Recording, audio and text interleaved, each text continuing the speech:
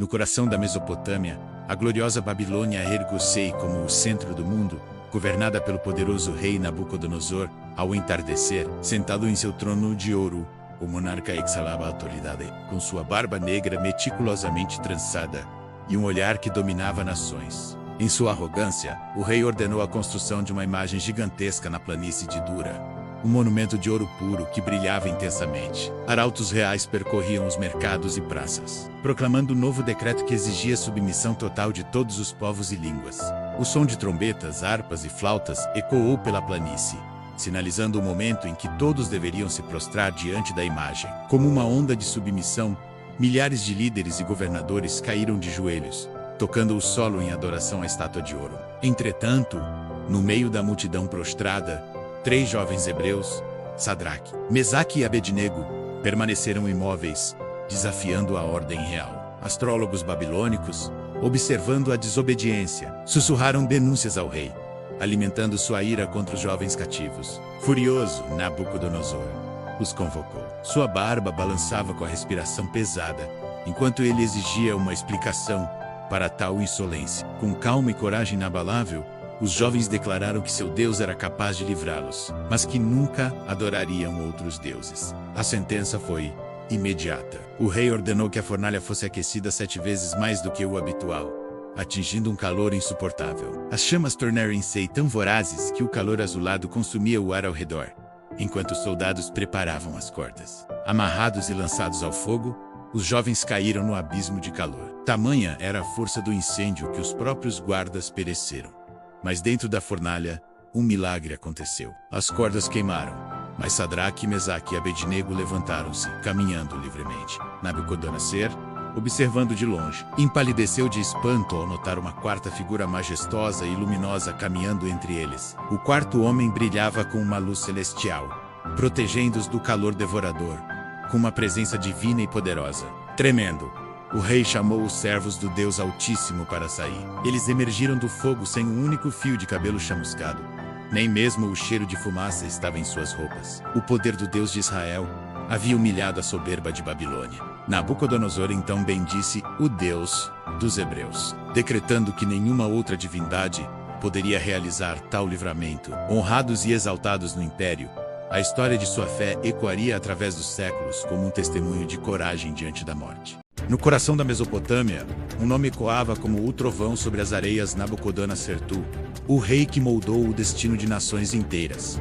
Sua ascensão foi escrita em sangue e ferro. Suas legiões eram imparáveis, uma tempestade de bronze avançando contra os reinos que ousavam resistir. Cercos implacáveis transformaram cidades de pedra em cinzas. O fogo dos arqueiros babilônios iluminava o céu noturno durante as grandes conquistas militares. Nada parecia capaz de deter o avanço do soberano. Ele era o senhor da guerra, o arquiteto de um império que não conhecia fronteiras. Com a vitória veio a paz, e com a paz, uma glória sem precedentes. Babilônia tornou-se a joia do mundo antigo, um espetáculo de arquitetura. Do terraço de seu palácio, o rei contemplava os jardins suspensos, uma maravilha verdejante que desafiava a aridez do deserto, fruto de seu poder absoluto. Mas o orgulho é um solo fértil para pesadelos. Em uma noite silenciosa, o rei foi visitado por uma visão que nem seu ouro podia explicar. Ele viu uma árvore de altura incomensurável, cujas folhas eram belas e cujos frutos alimentavam a todos. Ela tocava o próprio céu. Contudo, um vigilante desceu do céu e, com voz de trovão, ordenou que a árvore fosse derrubada, seus ramos cortados e seus frutos espalhados. A árvore tombou com um estrondo que abalou a terra. Restou apenas o tronco, preso por correntes de ferro e bronze entre a erva do campo. Perturbado, o rei convocou Daniel. O profeta, com um olhar grave, revelou o significado.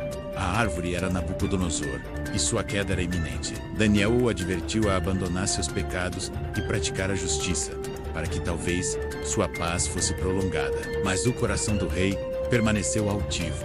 12 meses se passaram. No topo de seu palácio, o rei vangloriou-se. Não é esta grande Babilônia que eu edifiquei para a glória da minha majestade? Antes que a palavra saísse de sua boca, o céu escureceu repentinamente. Uma voz proclamou que seu reino lhe fora tirado naquele exato momento. A sanidade fugiu de seus olhos. O grande rei foi expulso do convívio dos homens, passando a habitar com os animais do campo. 7 tempos passaram sobre ele. Seu corpo foi molhado pelo orvalho do céu, e ele passou a comer erva como os bois, sem memória de sua realeza. Seus cabelos cresceram como penas de águia, e suas unhas como garras de aves. O conquistador do mundo agora era um cativo da própria loucura. Mas a misericórdia é maior que o julgamento. Ao fim dos dias determinados, Nabucodonosor levantou os olhos ao céu, e o entendimento lhe retornou. Ele reconheceu que o Altíssimo tem domínio sobre os reinos dos homens. Sua aparência foi restaurada, e sua dignidade lhe foi devolvida pelos conselheiros. Nabucodonosor voltou ao trono, não como um tirano orgulhoso, mas como um testemunho vivo de que toda glória humana é passageira diante do Eterno. O império da Babilônia permaneceu, mas o coração de seu rei foi transformado para sempre, sob a luz de uma soberania que nunca terá fim.